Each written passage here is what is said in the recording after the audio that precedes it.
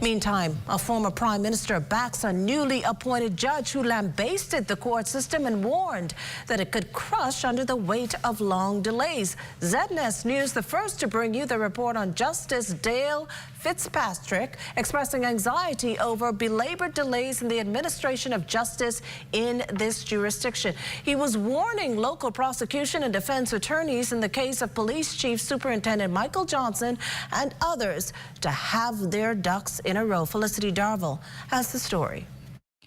Former Prime Minister, the Right Honourable Hubert Ingraham, an attorney by profession, has issued a public letter in support of Supreme Court Justice Dale Fitzpatrick, who expressed his anxiety about the amount of backlog and delays in our judicial system. Mr. Ingraham said too many cases take too long to go to trial in this country, such as a recent murder case for an incident that happened in 2019 and has just come to verdict 6 years later.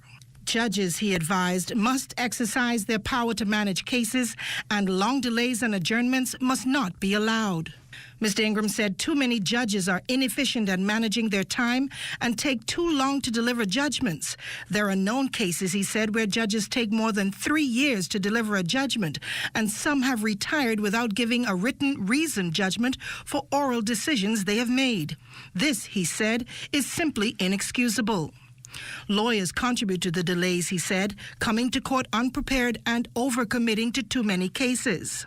The Office of the Public Defender, Mr. Ingraham added, needs more resources, and all of this has contributed to delays, backlog, and to people losing confidence in the judicial system.